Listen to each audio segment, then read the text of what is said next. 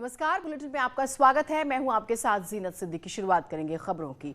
मुख्यमंत्री योगी आदित्यनाथ आज पोषण माह की शुरुआत करेंगे। ये कार्यक्रम लोक भवन में होगा। महिला एवं बाल विकास पुष्टाहार विभाग में कई योजनाओं की सौगात मिलेगी। ये कार्यक्रम लोक भवन में होना है। इसके अलावा उत्तर प्रदेश लोक सेवा आयोग के जरिए चयनित 91 बाल विकास परियोजनाओं अधिकारियों CDPO को सीएम योगी आदित्यनाथ आज नियुक्ति पत्र भी देंगे।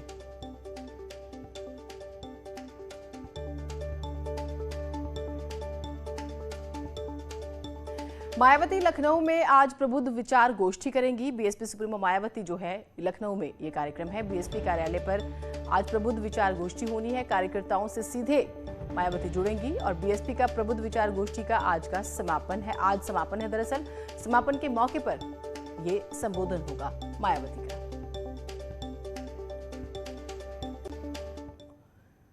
तो बीएसपी के प्रबुद्ध सम्मेलन का आज औपचारिक समापन है। सम्मेलन की समाप्ति के लिए लखनऊ भव्य कार्यक्रम जो है लखनऊ में रखा गया है। इसका भी नाम प्रबुद्ध सम्मेलन ही दिया गया है।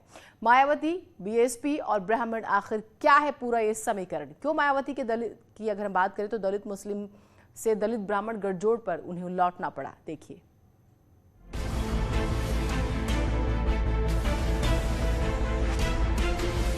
23 जुलाई से बीएसपी ने ब्राह्मण सम्मेलन की शुरुआत की थी।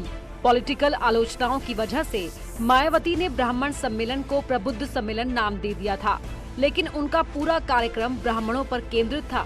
बीएसपी महासचिव सतीश मिश्रा प्रबुद्ध सम्मेलन को लीड कर रहे थे। अयोध्या में जय श्री राम के नारों के साथ शुरू हुआ सम्मेलन मथुरा पहुंचा तो कृष्ण और परशुराम के नाम की भी नारेबाजी हुई। ये पूरा सम्मेलन 4 फेज में था।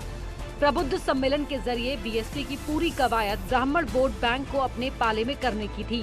कितने ब्राह्मणों को बीएसपी अपने साथ जोड़ पाएगी ये तो वक्त बताएगा। यूपी की सियासत में ब्राह्मण वोटर संख्या में लगभग 12-13% है, लेकिन वो यूपी में किंग मेकर माने जाते हैं। कानपुर, चंदौली, देवरिया, बलरामपुर, बस्ती, संत कबीर नगर, गोरखपुर, जौनपुर, वाराणसी, महाराजगंज, अमेठी और प्रयागराज, ये वो जिले हैं जहां ब्राह्मण ठीक ठाक संख्या में हैं। बीएसपी ने जो ब्राह्मण सम्मेलन किया उसमें इन जिलों को तवज्जो दी गई। साल 2007 में मायावती ने दलित ब्राह्मण गठजोड़ करके यूपी की सत्ता हासिल की। 2022 में भी वो अगड़ा दलित गठजोड़ करके सत्ता वापसी करना चाहती है। 2007 से 2017 तक के विधानसभा चुनाव और ब्राह्मणों की बात करें तो 2007 में सबसे ज्यादा 41 ब्राह्मण विधायक बीएसपी से थे। बीजेपी से 3, समाजवादी पार्टी से 11 और कांग्रेस से सिर्फ 2 ब्राह्मण विधायक थे। 2012 में बीएसपी के 10, बीजेपी के 6, समाजवादी पार्टी के 21 और कांग्रेस के 3 विधायक ब्राह्मण थे। यानी कि साफ है कि 2012 में ब्राह्मणों ने समाजवादी पार्टी को वोट दिया। और अगर बात करें 2017 की, तो 2017 में बीएसपी के 3, बीजेपी के 46, समाजवादी पार्टी के 3 और कांग्रेस के पास सिर्फ 1 ब्राह्मण विधायक। अब अगर इसको एनालाइज किया जाए तो पिछले 3 विधानसभा चुनाव में ब्राह्मण जिसके साथ गया, सत्ता उसके साथ आई। यही वजह है कि सतीश मिश्रा ने जितने भी प्रबुद्ध सम्मेलन किए, हर जगह उन्होंने ब्राह्मण को विक्टिम बताने की कोशिश की। राम परशुराम वाली थ्योरी का भी प्रचार किया। ब्राह्मण ट्रैक पर लौटने के पीछे की भी बड़ी वजह है। 2012 और 2017 में मायावती ने मुस्लिम दलित गठजोड़ का फॉर्मूला अपनाया, लेकिन सफलता नहीं। 2017 विधानसभा चुनाव में मायावती ने 99 मुसलमानों को टिकट दिया था, सिर्फ 5 उम्मीदवार जीत सके। 2014 लोकसभा चुनाव में 19 मुसलमानों को टिकट दिया, सबके सब हार गए। 2019 लोकसभा चुनाव में बीएसपी 38 सीटों पर लड़ी, 10 मुसलमानों को टिकट दिया, 7 उम्मीदवार हार गए। 2009 से बीएसपी ने ट्रैक चेंज किया। दलित ब्राह्मण की जगह दलित मुस्लिम पर ध्यान दिया और सत्ता से बाहर हो गई। अब एक बार फिर से 2007 वाले गठजोड़ से सत्ता वापसी की कोशिश हो रही है। अयोध्या को फैजाबाद लिखने के बाद विवादों में आए असदुद्दीन ओवैसी की रैली की तैयारियां पूरी हो चुकी है। आज असदुद्दीन ओवैसी अयोध्या दौरे पर रहेंगे, जिनके स्वागत में पोस्टर लगाए गए हैं। अयोध्या के सीमा रानी मऊ में कार्यकर्ता ओवैसी का सबसे पहले स्वागत करेंगे। इसके बाद रुदौली में शेख महमूद शाह की दरगाह पर जाकर वो दुआ मांगेंगे और फिर रसूलाबाद चौराहे के पास कार्यकर्ताओं को संबोधित करेंगे। वहां पर कार्यक्रम का आयोजन है। वहीं भेलसर के पास AIMIM कार्यालय का उद्घाटन भी होगा और इसके बाद 2022 के लिए अयोध्या से चुनावी बिगुल फूकेंगे।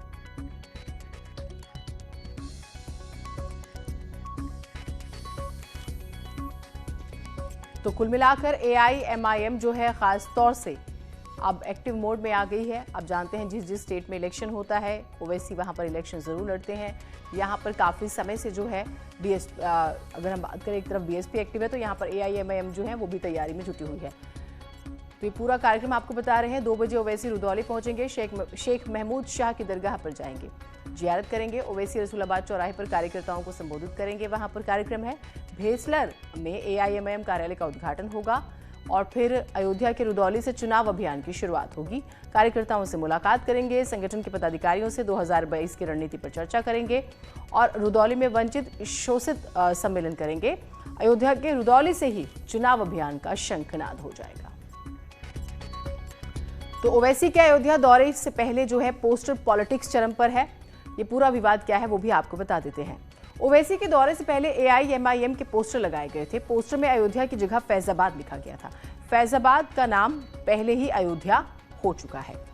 अब जब नाम बदला जा चुका है तो बाद में AIMIM ने पोस्टर बदल दिया। पोस्टर में फैजाबाद की जगह अयोध्या लिखा गया, लेकिन अब भी रुदौली में 2 तरह के पोस्टर लगाए गए हैं। पोस्टर में फैजाबाद की जगह अयोध्या लिखा गया। अभी भी 2 पोस्टर्स जो है आपको अलग अलग जगहों पर मिल जाएंगे। दूसरे पोस्टर पर रुदौली शरीफ लिखा हुआ है। पोस्टर को लेकर BJP के निशाने पर ओवैसी तभी से आए हुए हैं जब से पोस्टर जारी हुआ। जज साहब हमारे उनका रानी मोड़ चौराहे पे 1 से 1:30 बजे का टाइमिंग है, वहाँ पे उनका स्वागत करेंगे। उसके बाद रसूलाबाद चौराहे रुदौली के अंदर कार्यकर्ताओं को संबोधित करेंगे। तो दरगाह शरीफ जाएंगे शेख मैडम की, वहाँ से फिर भेलसर कार्यालय पर बैठेंगे। और आजम खान को हाई कोर्ट से झटका लगा है। जौहर ट्रस्ट की जमीन से जुड़ा हुआ ये पूरा मामला है। जमीन वापस लेने का यूपी सरकार को अधिकार है, कहा है हाई कोर्ट ने। तकरीबन जो है 12 एकड़ जमीन, 12.5 एकड़ जमीन जो है ट्रस्ट के अधिकार में रहेगी। लगभग 471 एकड़ जमीन अधिग्रहित की गई थी। अधिग्रहण शर्तों का उल्लंघन जो है इसमें किया गया अधिग्रहण के दौरान, और SDM के आदेश पर रोक लगाने से भी हाईकोर्ट ने इनकार कर दिया है।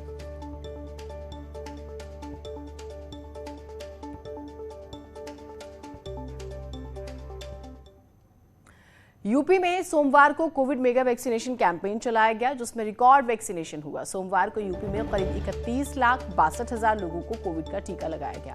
यूपी में वैक्सीनेशन का आंकड़ा 8 करोड़ के पार हो चुका है। अभी तक पूरे देश में वैक्सीनेशन में यूपी नंबर 1 है।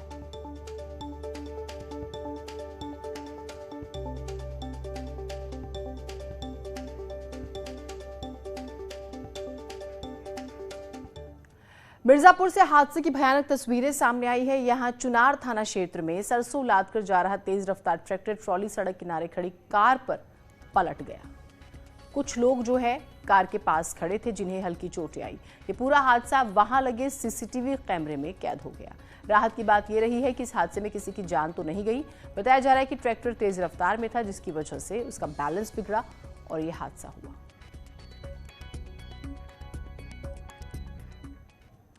आगरा में पुलिस और एक इनामी बदमाश के बीच मुठभेड़ हुई है। इस मुठभेड़ में 25,000 का इनामी बदमाश मुकेश जाटव घायल हुआ है। थाना न्यू आगरा इलाके में ये मुठभेड़ हुई है। पिछले 3 साल से बदमाश मुकेश जाटव फरार चल रहा था। पुलिस ने बदमाश के पास से एक मोटरसाइकिल और एक तमंचा भी बरामद किया है। गैंगस्टर एक्ट के अंतर्गत वांछित था। थाना न्यू आगरा की टीम और SOG टीम ने दौराने मुठभेड़ गिरफ्तार किया। ये हाथरस का रहने वाला है और एक साथी चोर है। इसके ऊपर 14-15 मुकदमे हैं विभिन्न थाना क्षेत्रों से और यहाँ पर इसे गिरफ्तार किया गया है। इसके कब्जे से एक मोटरसाइकिल, एक तमंचा, 3 जिंदा कारतूस और 2 खोखा मिला है। प्रतापगढ़ में अफसर बनकर ठगी करने वाले गिरोह का पुलिस ने पर्दाफाश किया है। ठगी करने वाले 5 अभियुक्तों को पुलिस ने गिरफ्तार किया।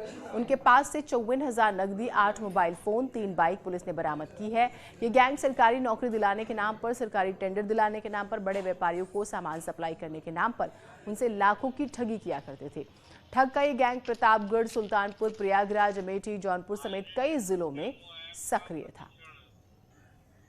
देखिए, ये एक यहाँ पर टीम पकड़ी गई है जो कि सरकारी और गैर सरकारी संस्थाओं के अधिकारी, कर्मचारी, मैनेजर, डायरेक्टर अपने आप को बना के एक स्पेशल 5 नाम की एक टीम इनके द्वारा बनाई गई थी, जो कि लोगों को भरोसे में लेते थे, उनसे कॉन्ट्रैक्ट लेते थे या कॉन्ट्रैक्ट दिलाने की एवज में उनके साथ ठगी करते थे।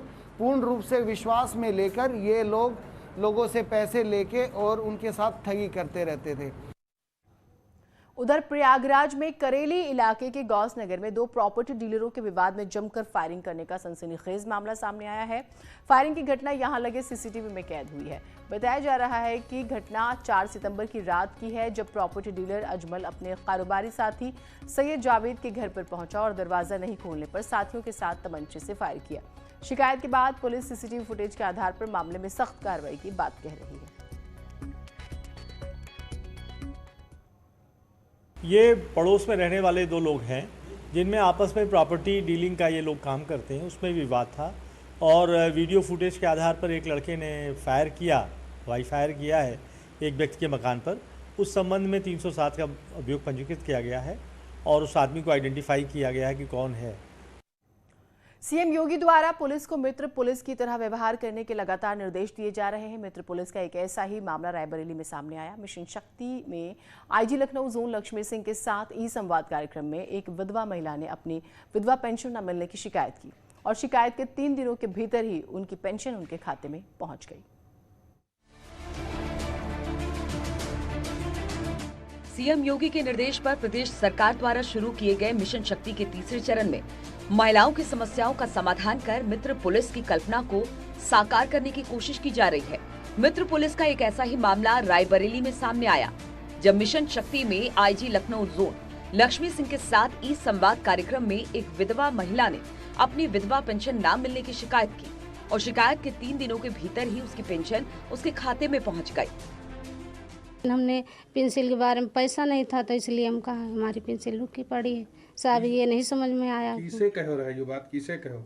मैडम से। इनकी विधवा पेंशन थी, नहीं आ रही थी, तो एप्लीकेशन लेने के 2 दिन बाद यानी तीसरे दिन गूगल मीट के तीसरे दिन ही इनकी पेंशन आ गई। दरअसल बीते दिनों मिशन शक्ति के तहत आईजी लखनऊ जोन लक्ष्मी सिंह से शिवगढ़ थाना क्षेत्र के खजूरों गांव की रहने वाली विधवा लक्ष्मी ने जूम मीटिंग में थाने की महिला सिपाही के जरिए 3 महीने से विधवा पेंशन न मिलने की शिकायत की थी। इस मामले को गंभीरता से लिया गया और उसे 3 दिनों के अंदर पेंशन दिलवाकर मदद की गई। फलस्वरूप मात्र 3 दिन के अंदर उन महिला को अपना पेंशन प्राप्त हुआ, जिसके लिए उन्होंने महिला बीट अधिकारी रिंकी का बहुत धन्यवाद ज्ञापित किया। यह एक ऐसा प्रकरण है जो पुलिस के प्रति जनता में विश्वास बढ़ाएगा, साथ ही साथ मिशन शक्ति का जो उद्देश्य है उसको पूर्ण करने की ओर ये एक बहुत ही अच्छा प्रयास है। मिशन शक्ति के तहत पुलिस विधवा महिलाओं को पुलिसिया मदद से इतर दूसरे विभाग से मदद दिलवाकर संतोष की अनुभूति कर रहा है। न्यूज़ 18 के लिए रायबरेली से मोहन कृष्ण की रिपोर्ट। ब्रेक के बाद स्वागत है आप सभी का। आजमगढ़ में माफिया मुख्तार अंसारी तो चौतरफा मुश्किलों से घिरा हुआ है। अब उसके गुर्गों पर भी पुलिस का शिकंजा कसता जा रहा है। करीब 7 साल पहले वर्चस्व की जंग को लेकर मजदूर की हत्या के मामले में फरार इनामी बदमाश अनुज कनौजिया के घर पर आजमगढ़ पुलिस ने कुर्की की। साल 2014 में सड़क निर्माण करा रहे ठेकेदार के ऊपर जानलेवा हमला हुआ था। इस दौरान एक मजदूर की गोली लगने से मौत हो गई थी। इस घटना में मुख्तार समेत 11 आरोपियों के खिलाफ मुकदमा दर्ज किया गया था। इस वारदात में शामिल 10 आरोपियों को तो पुलिस ने गिरफ्तार कर लिया, लेकिन माफिया मुख्तार अंसारी का खास अनुज कनौजिया पुलिस की पकड़ से दूर रहा। लगातार फरार रहने पर पुलिस ने उसके ऊपर 50,000 का इनाम भी घोषित किया, फिर भी आज तक वो पकड़ा नहीं जा सका। इसके बाद कोर्ट ने कुर्की के आदेश दिए। और उसके साथियों के ऊपर जनपद में गैंगस्टर एक्ट का मुकदमा कायम है और अनुज कनौजिया लगातार फरार चल रहा है, इनामी बदमाश है, उसका इनाम घोषित है। इस मुकदमे में जो गैंगस्टर एक्ट का है, इसमें अनुज कनौजिया की कुर्की की कार्रवाई की गई है और उसके निवास स्थान से जो भी सामान था उसे कुर्क किया गया है और अब उसे चार्जशीट किया गया। एक छोटा ब्रेक ले रहे हैं, कहीं मत जाइएगा।